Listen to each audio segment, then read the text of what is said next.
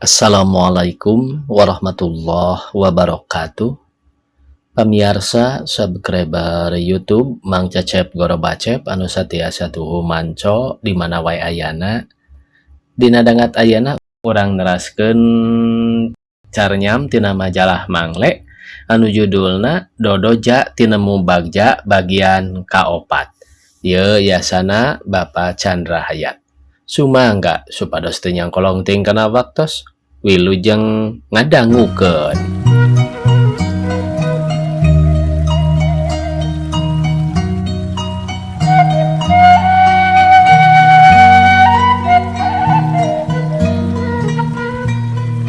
Mante asa direrab hatena jadi ngarasa sieun lain heuheureyan duka sieun kunaon da teu puguh sabot kitu blus manehna asup ka kamar gigireunana anu aya tuan Maris ngadedempes ngintip ngadedengekeun bari mesem rehna mah ente kacida hadena ngalalemu Nyi Rokoyah nepi ka teu aya sangkaan yen manehna diculik. Tapi barang manehna nyaeta tuan Maris oge ngadenge anu salat tuluy ngaji mah rada-rada rumegag dina hatena ras ka ijan ras ka maebod jeung nu sejen-sejena deui nu teu hasil usahana ngolo-ngolo. Keur mikir kitu jol teh mah ente meuni pias jeung ngadegdeg tuluy nganaha-naha make nyandak jalma nu kitu. Geuning eta mah sanes jalma samanea mau beunang dibawa codeka cara nu parantos-parantos ieu mah juragan. Narah abdi mah dipilueun kanu ieu mah. Sae pulangkeun wae atuh meungpeung can naon-naon jeung percayaeun yen ayeuna di rumah sakit ceuk mah ente. Ulah tarik-tarik ngomongna, sing desa wae atuh ngolona penting ieu juragan moal kanembongan tapi isuk caritakeun yen juragan doktor baris mariksa isuk-isuk tabuh dalapan jika deto ulah ditinggalkeun mangga walon mah ente lalaunan nanging cobi tuh geura tingali nu kitu mah rupina mawa sial atawa cilaka juragan upami dipiara oge. Maris noong tina luhur kaca panto nu ditutup ku gardeng barang ret manehna kanu keur menekung ngaji make mukena keneh katenjo tukangna keur saning pangeran manehna make rada kukurayeun malah mimiti rada gentar asarek wani asarek henteu nyucungahanana eta teh tayalian iwal ti hasiat jeung pitulung Gusti ka umatna anu muntang ka anjeunna anu tuhu anut kana parentah. Ceuk we tungguan deui jong baturan ka ditu enjing ge lah beres moal aya naon-naon mah ente asup deui ka kamar jepret panton nu bieu teh dikunci deui. Mulih ti mana ambi teh ceuk Nyi Rokoyah bari ngalaan mukena. Wangsul ti kamar sanes margi aya deui nu teu damang ngaroris heula. Ayeuna mah da tugas embi salamina di sal ieu moal bade ka mana-mana. Ke atuh urang nyayagikeun tuang bilih doktor nyeuseul heug enjing sumpingna teh tabuh dalapan. Upami abdi wangsul enjing tiasa kinten-kinten embi. Kumaha saur doktor wae eta mah mung biasana nu geulis mah paling enggal ge saminggu atanapi 10 dinten kedah dirawatna teh. Nah da abdi mah teu riet-riet acan ayeuna mah deukna da wangsul bae. Sing sabar kedah kumaha saur doktor eta mah. Mante ngaleos bari ngonci lawang teu lila jepret lawang teh. Muka deui jol mante nyurung-nyurung meja leutik anu digiliningan pinuh ku katuangan.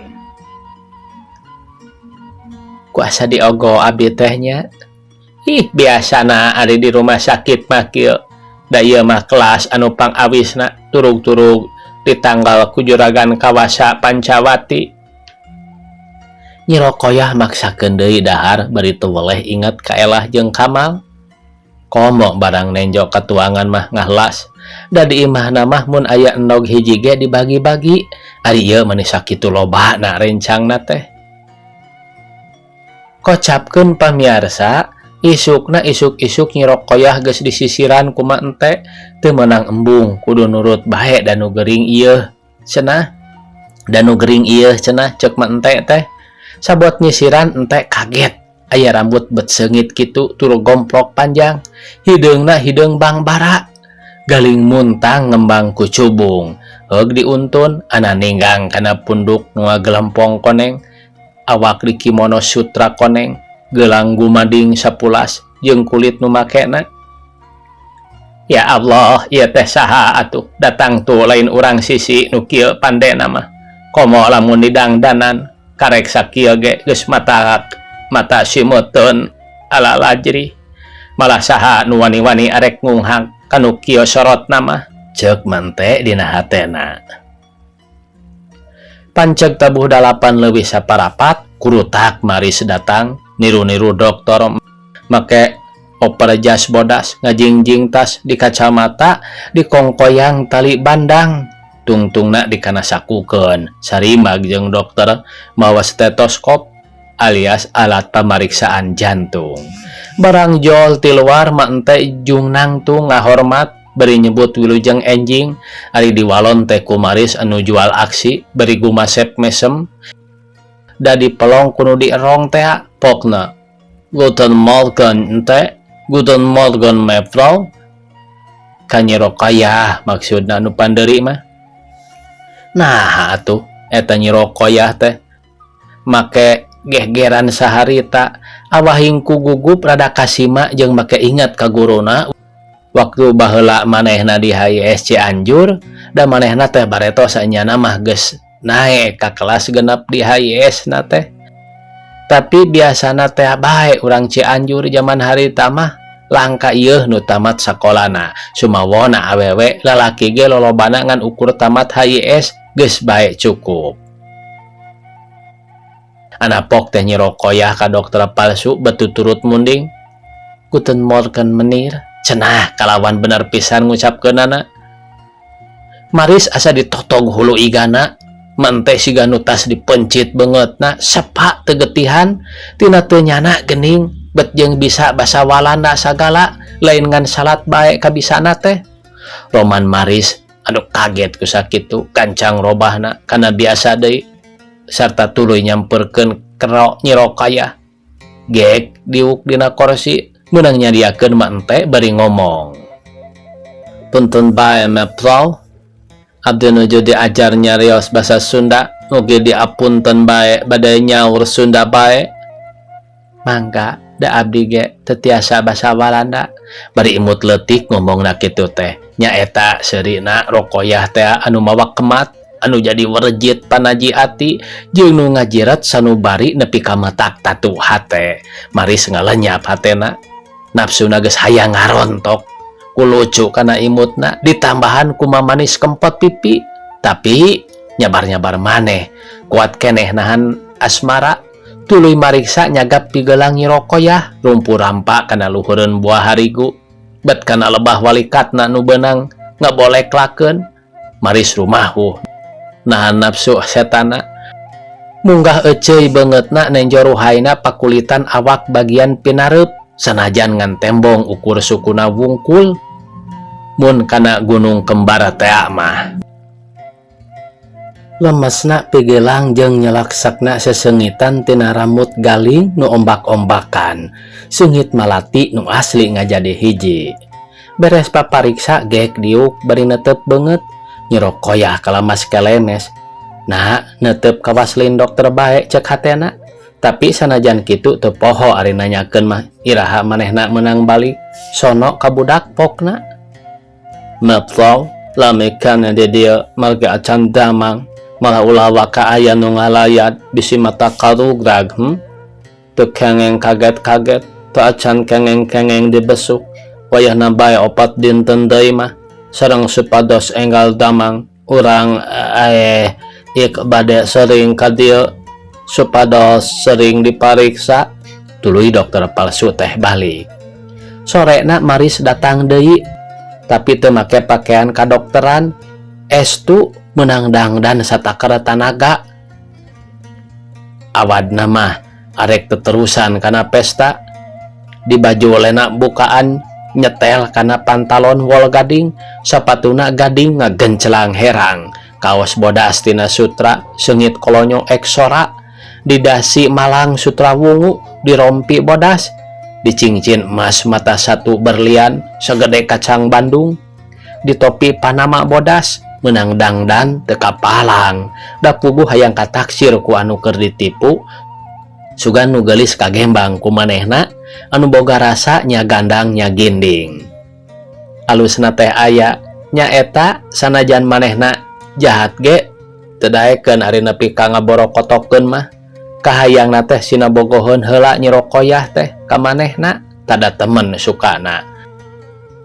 Maris datangna ti tabuh opat balik-balik tabuh genap, kitu ge awahing Nyi Rokoyah pok deui atos magrib waktosna salat, tur dina hatena dibarengan ku sieun ku peta-peta dokter anu beda ti kamari, basa manehna mariksa nu munggaran. Kitu deui ngomongna loba make kecap urang atanapi ngaurangkeun jeung ngajuragankeun kasorangan, jeung eta deui tadi si pigelangan leungeun teh. Nah, mangke dicekel dicium heula ku manehna teh. Nyekelna deui mani, boa-boa, palang siang setan, aya pikir nu teu unik dokter teh ka diri aing. Nyi Rokoyah kawas dibere ilham, kawas aya ilapat ti ilahi, diberean rasa yen kudu ati-ati da sok loba kabejakeun yen loba dokter mika hayang ka pagawena atawa ka pasien, cara guru sok hayang ka murid, kiai jadi ka santrina. Geus aya ti baheulana geuning, tapi kumaha akalna? Manehna aya dina pihak lemah, ngan sorangan teu aya pikeun pamuntangan, iwati ka pangeran. Reuy hatena sieun kumaha onam? Aing teh da geus teu kuat kieu, ceuk rarasaan mah cager teu lieur-lieur acan, naha make can meunang balik, jeung naha make teu meunang papanggih jeung sasaha jeung budak anu ku aing dipika berat. Kawasna geus kudu kitu jalanna. Nah, Nyi Rokoyah teh make dipikanya jeung dipiserab ku mente anu ngajagana, make dieneng-eneng diagan-agan samaruk penak. Kieu kanyataanana. Maris teh bet katuliskeun jurig jadi indit duka ka mana, atuh mente teu diintip-intip teuing. Penting eta mah ku manehna. Beres salat magrib Nyi Rokoyah nyamperkeun ka mente, bari aya nu dibaca. Bubuhan santri sok boga tutungkusan pamuntangan ka anu kawasa. Sangkan dikabul sapamujana, bari muntang ka para wali ka Syekh Maulana Gausul Adom, ka Kanjeng Wali Syekh Abdul Qadir Jailani, neda pitulung lamun ayeuna manehna nya-nya keur aya dina pibahyaeun. Bi, teu aya mesin ari di rumah sakit, sareng kinten-kinten kengeng upami abi nambut sareng gunting na bae, abi kesel bade ngaputan tambah ngalamun. Kitu pokna anu mimiti ka mente. Teu aya gan atuh di dieu mah, aya ge mesin anu pun anak kaleresantos dianggo ku Embi, can dipulangkeun, mangga bae bade dianggo mah, ke atuh bade dibantun heula, ceuk mente bari ngaleos. Tukung silila kurunjung deui mente mawa mesin, sok dipasrahkeun ka Nyi Rokoyah. Dina kaayaan kitu Nyi Rokoyah jadi calakan, berkah tina amal-amalan anu dimakbul, bisa dijauhkeun tina seuneu neraka dunya. Disebut agan ku mente diantep bae sina kabodohan, malah ditambahan ku kacapangan barudak, pajah teh yen lanceuk kopral jaksa, adina mantri polisi, mitohana wadana, ari ramana panghulu naib Sukabumi, nyebut-nyebut rupa-rupa pangkat anu gede pangaruhna ka urang kampung, saha boa jalmana mah. Tapi kaharti ku mente mah nu geulis teh minantu wadana putra panghulu, atuh meuni beuki peot bae sieuneun. Berat bae mukena teh ku Nyi Rokoyah dipotong ka handapna, tuluy dikelim deui anu kaluhurna mah. Naha agan kalebar-lebar nganggo diteuk-teuk. Sabios Embi ka handapna mah tiasa ku sinjang, sareng perlu ongkoh abdi nganggo lawon. Walona popotongan mukena teh dipotongan deui, sing horeng dijieun calana meuni jadi 3. Saberesna dikaput saharita rap dipake tiluanana jadi 4 rangkep jeung nu geus aya. On the rock dibedah disampingkeun, sangkan gampang dipake pikeun keperluan sejen. Mente olohok bari telemek teu nyarek, Bengong heran nu aya, boga sangka boa-boa nu geulis teh geus ngambe-ngambe ngotak taki-taki ge. Da ari di calana opat rangkap kitu mah teu munasabah. Memang bener sakumaha sangkaan mah ente kitu teh. Lantaran ti barang Nyi Roqayah lilir tina kapaehanana ge ku ngadenge manuk di luar kaya ninggal atik, ti kukur, cangkurileung.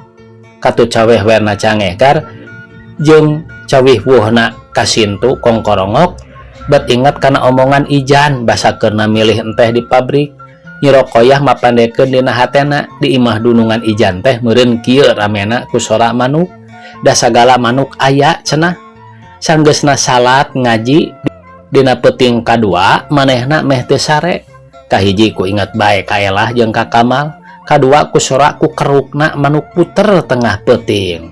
Jadi ngahudang ingetanana ka indung bapana di pamoyanan anu ngukut manuk kitu.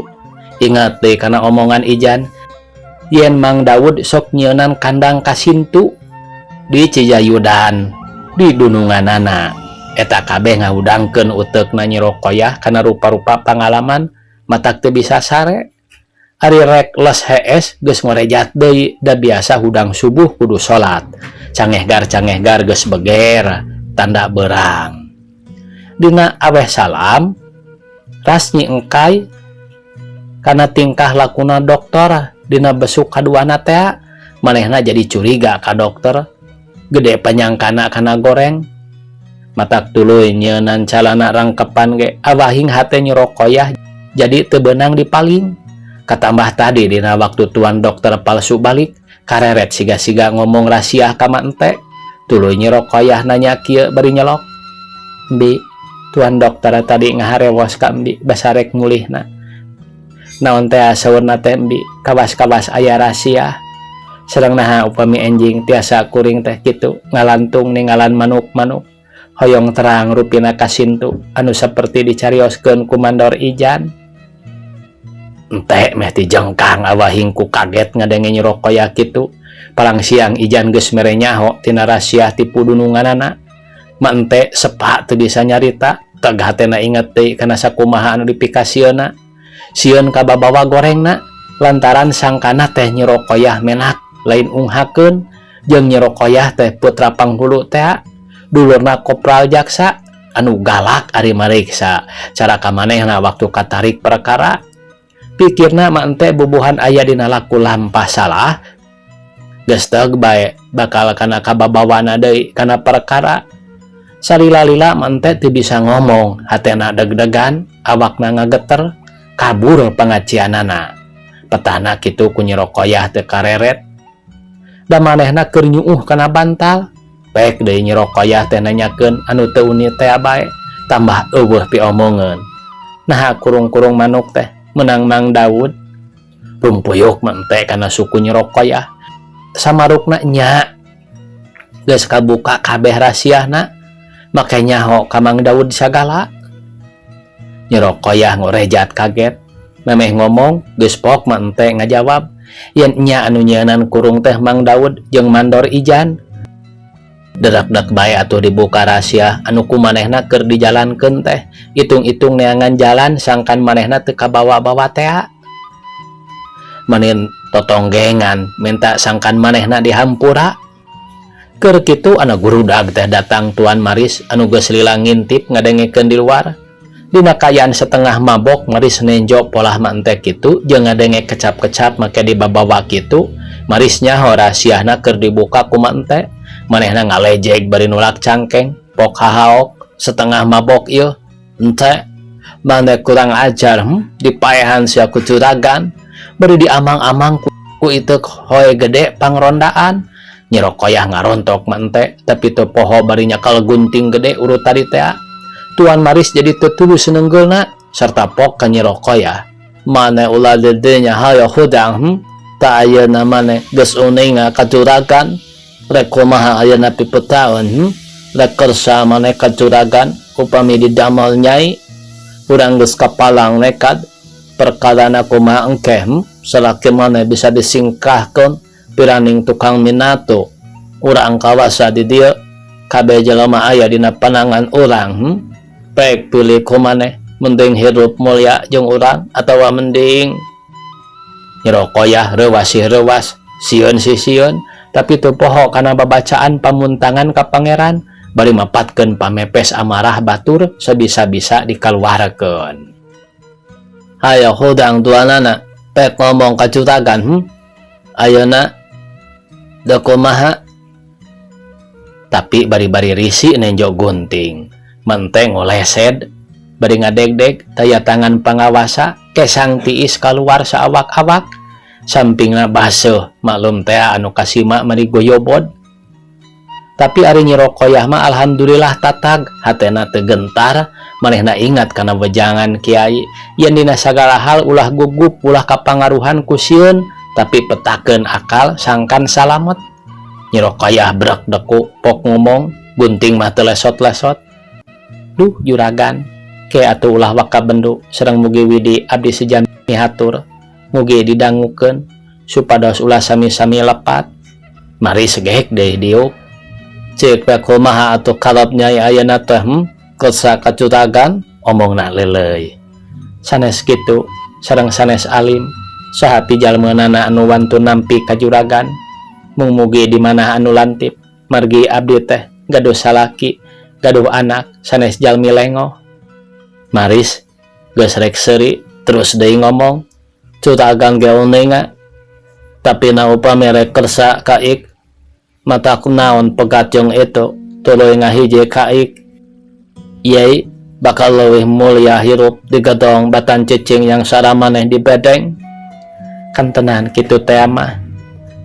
Ceuk Nyirokoyah bari mikir-mikir akal picaritaeun lantaran Maris mimiti ngolo-ngolo tembong ayeuna mah jalmana anu jadi bibit berewit ka manehna teh katenjo dina hatena beungeut maebod tukang barang anu geus menta dihampura.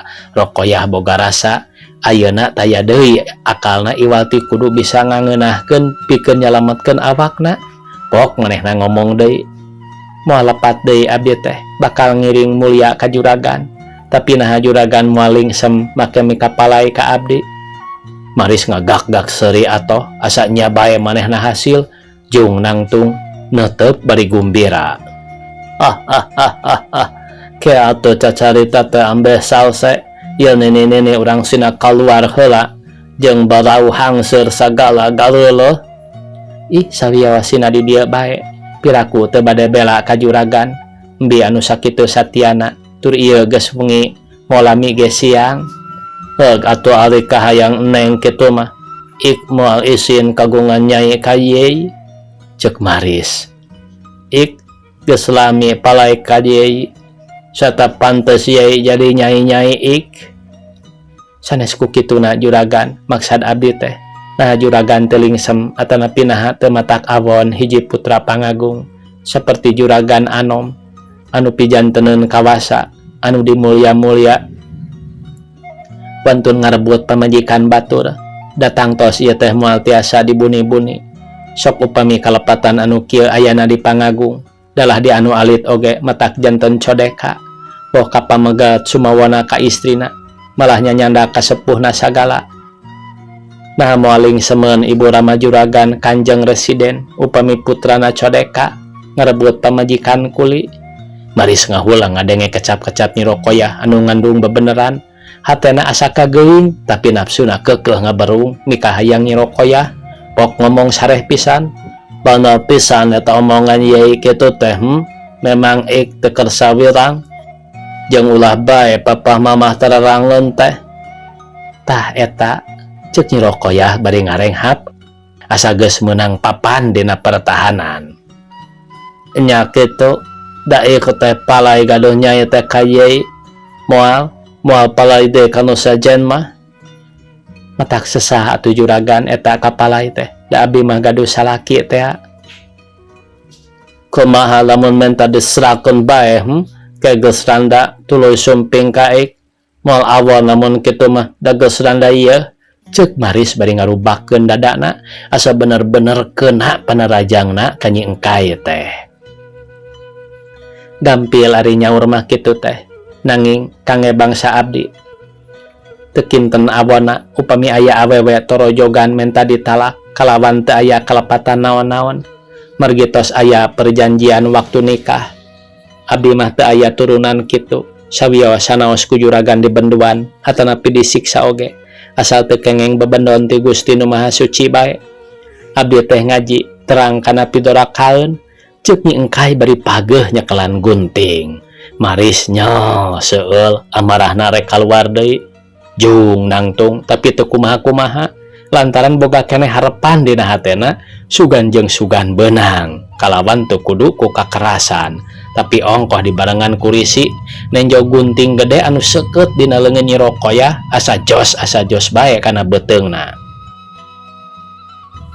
Eta mah omongan nampi ka juragan upami kitu mah urang teu ngarti yai nepi ka embong menta disurakeun mah da loba atuh nu kalitu teh ayeuna mah pondok bae na teu bogoh kaik teu hayang hade pake loba duit harita geus meh janari gede mente raribegna geus tuus deui nyengkai tetep nakisan kecap-kecap pangoloan pangbibita pangnyingsieunnan disaksian ku mente anu hatena jadi bilu ka nyi engkai tina geus kamalinaan teuing ngomong jeung situan nu teu daek nyingkah-nyingkah sarta minang rek rugumang ragamang mun eueuh mah ente mah duka teuing rek kumaha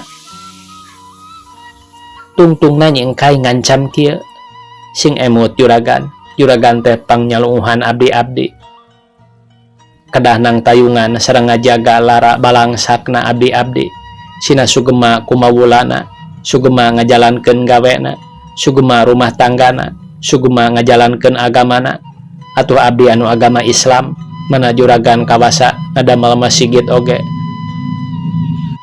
kanggo ibadah abdi-abdi anu agamana Islam supados sugema buktosna mandor besar misnama geuning dugi kadi ka Mekahkeunana ku juragan kawasa upami ayeuna juragan ngarebut istri ti salakina anu hartosna juragan teu ngahargaan agama ngaruksak rumah tangga salaki abdi teh kuli juragan anu sakedahna ku juragan ditang tayungan seperti ku juragan kawasa ulah sawangsulna nah upami juragan kawasa uningaeun moal kuakil ka juragan abdi tiasa unjukan ka anjeunna upami juragan maksa-maksa ka abdi ngajak kana jalan nu lepat manawi pareng abdi aya keneh umur sareng muga kauninga ku juragan abdi mah anu nyekel agama Islam milih keneh kekerehet nyangkere di bedeng batan ngalong di gedong sigrong bari laku lampah serong ka agama ka pangeran nu kang nonggong hartosna kajen paeh murilit pejit batan ngajual diri jadi nyai-nyai atawa sakumbuh jeung lalaki sanes muhrim anu teu karana kawin abdi awewe Islam milih keneh sawarga akhirat tibatan sawarga dunya anu palsu kahormatan abdi moal kengeng ditukeran ku harta banda karina moal dijual diri abdi mah kana kamuliaan anu tojaiyah sareng kaislaman abdi teh nolak kana pangajak juragan abdi nekad kana pati batan kabeunangan diri tah ieu tingali gunting anu seukeut anu bakal ngahalangan iblis nu aya di juragan.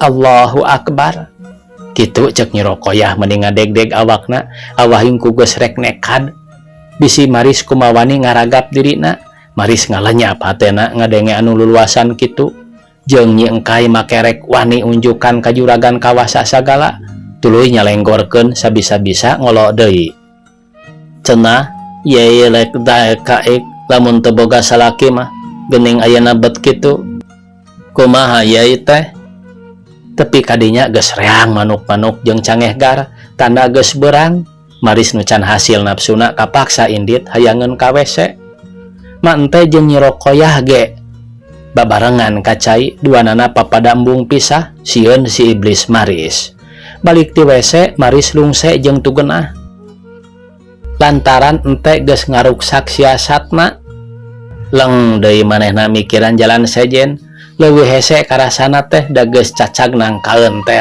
iwal ti kudu dipaksa ceuk hatena teh pila kadar awewe arek dibius deui bae jeung entena sama sakali sangkan manehna laksana kajen teuing dina kayan kumaha bae oge manehna rek nekad tinimbang teu beunang mah rek nyacapkeun ka hayangna tekadna kitu teu robah deui jung manehna nangtung nyamperkeun lomari obatna rek nyokot obat biusna nyaeta kloreter anu geus dicampur ku parfumesen. Urut ngabius nyirokoyah ku si Usen teh kamarina nu diwadahan dina botol boldut. Tapi nah atuh manehna teh bubuhan sapeting teh sare jeung si botol boldut nu eta teh make poho deui neundeuna. Pacelon jeung botol-botol sejen nya pacelon deui teh pagantos kitu. Nah atuh manehna teh deui make poho bet make diambean heula. Sangkan tetela aduh sangkan tetela meureun salah henteu na otomatis cara urang teh geuning aritas maehan tumila sok kudu bae ngambuan curug bau henteuna bisi lain tumila nu dipencet teh maris ge nya kitu anak sok teh kana irungna hiji botol seup nyeseup rek ngambuan eusina di ditu nama anak geledug teh manehna cara anu sakalor gebru bae namru labuh nang karak bengkang deket lomari. Sababna eta pisan botol racun teh. Waktosna kabujang saya pamiarsa sakitu anu tiasa kapihatur. Wassalamualaikum warahmatullahi wabarakatuh.